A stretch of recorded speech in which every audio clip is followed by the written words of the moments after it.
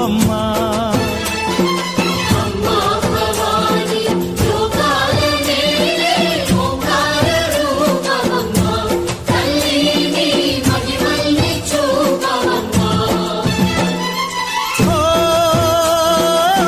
సృష్టికే దీపమా, శక్తికే మూలమా, సింహరథమే నీదమ్మా. అమ్మ దుర్గమ్మ భక్తులను దీవించుమా.